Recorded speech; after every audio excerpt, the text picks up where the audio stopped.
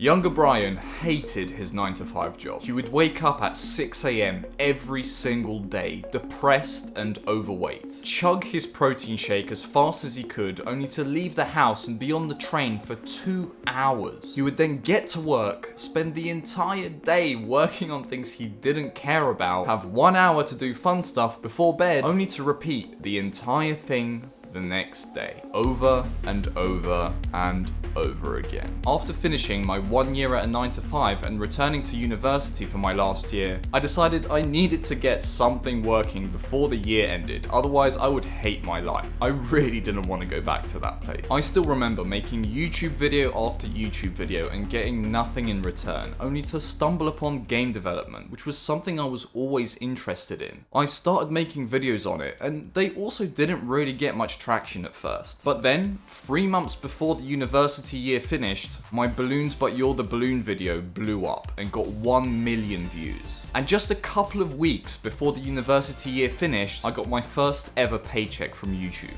It was like the stars aligned and the timing couldn't have been any better. Fast forward 2 years, and since then I've been a full-time indie game developer. And in this video, I'm going to tell you how you can replicate my success. Making a good game nowadays, unfortunately, just isn't enough. You need to know how to properly promote yourself. And the easiest way to get traction nowadays, by far, is by posting devlogs on YouTube. And by the way, you don't even need to be good at game development to do this. When I first started posting my devlogs, I quite literally didn't know how to make any games. My first ever devlog is titled How I Learned Game Development in 7 Days. I literally started from nothing. And you don't even need to be good at game development to get started either. I didn't even know how to make games when I started. I feel like a lot of people have this limiting belief that you need to already be good at something to start posting about it, but that couldn't be further from the truth. A lot of people are actually going to be really interested in your journey as well. And it's better to start now because there are some skills you're going to have to build up, like speaking to a camera and editing, that are best to start learning now. The good thing about posting devlogs on YouTube is that there isn't really that much competition. Sure, there's probably already 100 or 200 successful indie game development channels out there, but how many successful gaming channels are there? Probably hundreds of thousands, right? This is a really good opportunity. It's how you can stand out from the sea of games that are coming out right now. For better or for worse, you can make worse games than someone else and still get more success than them, just by making a few devlogs. It's not as hard as it seems, you just need to learn a few things first that I'm going to teach you. Why would you want to listen to me on this topic? Well, I have another channel. On that channel, I have multiple devlogs with over 1 million views on them. And I even have one that's almost got 3 million views. The devlogs that I've posted have led to 350,000 downloads on my itch.io page. I have over 100,000 subscribers on YouTube just by posting devlogs, and on that YouTube channel, the average video has over 60% average view duration. And that's just for the average video. So, how do you make a good devlog? Just a disclaimer, this is how I do my devlogs. A lot of game developers do theirs differently, but I think if you want to reach the general gaming audience, which is quite important to reach, especially if you want to sell games in the future, this is the best way to do it. The first thing you need to start with is the idea. And the idea is very important. It's actually more important than the video itself, or even the game itself for that matter. So, spend some time thinking of a cool idea, or just copy someone else's. The first game dev video I made, I just copied the title of this guy called Steve on YouTube. He doesn't really make videos anymore, but it worked well for me, because that first ever game dev video got over 100,000 views. Spend at least a few days thinking of a cool idea, or copy a title that has already worked well and give your own spin to it. Make sure the idea has mass appeal. If you don't think that idea has the capability of getting at least 100,000 views, then it's probably not worth doing. And what you do in the video isn't entirely important either. You can either make a whole game just for that video, or you can just document your progress on a game you've been making. It doesn't really matter, and it's whatever you feel like doing, because at the end of the day, you need to carry on doing this for a long time to see results. The second thing you need to make sure, if you want to reach a general gaming audience, that is, if you want other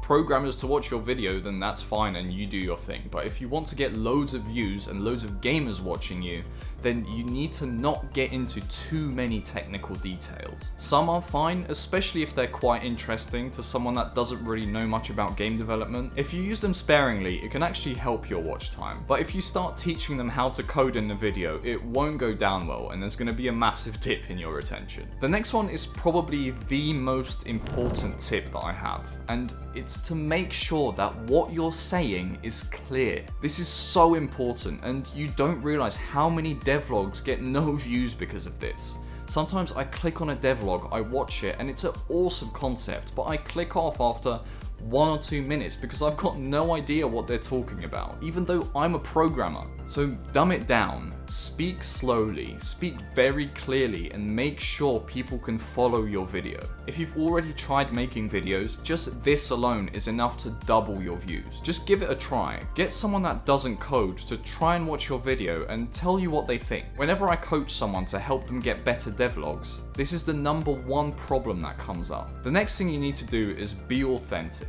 Add your own flair to the video. If you don't want to tell any jokes, don't tell any jokes. If you want to add stupid memes to the whole thing like I used to, then do just that. Whatever you find amusing and funny, or don't find funny, just do what you want to do with it. Find what will make your devlogs unique and stand out from the existing ones out there. Show your face or don't show your face. Tell jokes or don't tell jokes. Add stupid memes or don't. It's completely up to you. What I've told you so far have been high-level tips. Tips that you can kind of apply to the video as a whole and get better results. But what's coming up now is the autistic section. This section will cover specific details that you can use to get 60% retention like me. The first thing you must add when editing your video is J-cuts. Essentially, a J-cut is, imagine you have 2 sentences, right? Sentence 1 and sentence 2. Right now, when you're talking, there's a pause in the middle, right?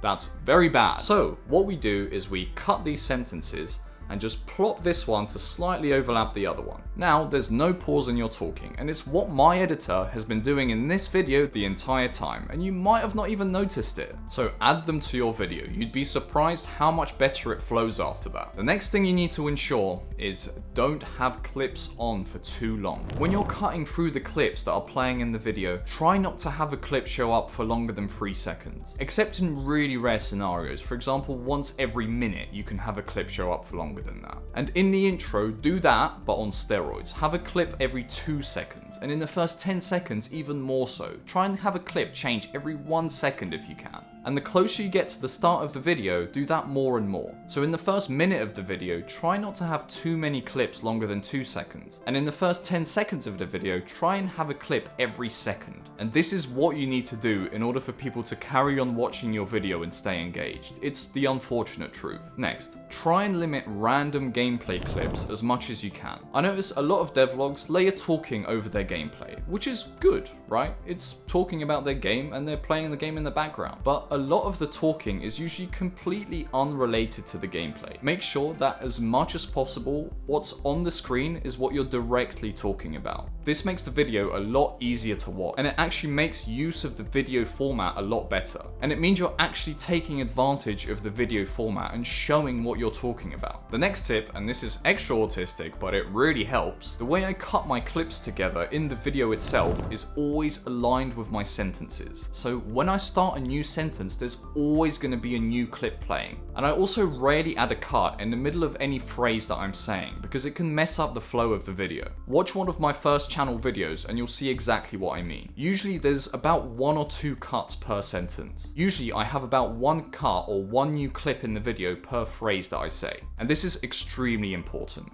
I always add a cut at the beginning of a word. Never start a clip in the middle of a word that you're saying. It really makes the video hard to follow, and it's something that's really small, but if you do it for every clip, it makes a massive difference in the video. Okay, so those are my editing tips.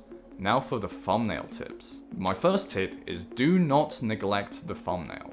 The thumbnail is 5% of the work, but about 50% of your results, for better or for worse. So make sure you spend a lot of time on your thumbnail. I'm gonna start by giving you my secret $1 million tip. I remember watching a podcast by Mr. Beast, and in that podcast, he said that the colors red, green, and yellow work really well in thumbnails. And since then, I've followed that advice. And every devlog I have that's got over 1 million views always has at least 2 of those colors in it. Just have a look at my first channel and see for yourself. This tip works like magic. Give it a try, you'd be surprised. I think there's just something about those colors that makes them really eye-catching. And I was actually tempted not to share this tip because of how well it works, but I really want you guys to succeed, so I've decided to share it with you. The next thing that's really important is maximum 3 or maybe 4 things in the thumbnail. Don't have a thumbnail that's too busy. Have about 3 items in it and only 1 focal point. One thing that the viewer should focus on. And usually in my thumbnails, the focal point is the brightest color as well. If you don't want to use red, green, and yellow, another thing that you can do is to use the color wheel. Try and match opposite colors as much as possible. What I do is I literally just go on Google, bring up a color wheel, and then just see what colors are opposite each other. And then if I have a character in my game that I want to add to the thumbnail, I either change the color of that character or I just find a background that's the opposite color. It makes the thumbnail a lot more cohesive and makes it not look like it's clashing. Remember, spend a disproportionate amount of time on your thumbnail and keep working on it until it looks good. And you will know that it looks good because it will look like all the other viral thumbnails out there. So don't stop working on it until it looks like that, because it's very important. You don't want a month of your work to be wasted because you didn't want to make a good thumbnail. And by the way, you don't have to download Photoshop for this. I still use Photopea, which is literally an online version of Photoshop that's open source and free. Just use that. Oh, and just a final tip to really fry those brain cells, click on every layer in your thumbnail and just crank up the vibrance a little bit when you're done. It will add that little extra flair that you need to stand out amongst everyone else. I really hope that you can use this advice to get 1 million views on your devlogs too, and finally achieve your dream of becoming a full-time indie game developer. I really want that life for you. No boss, no one telling you what to do.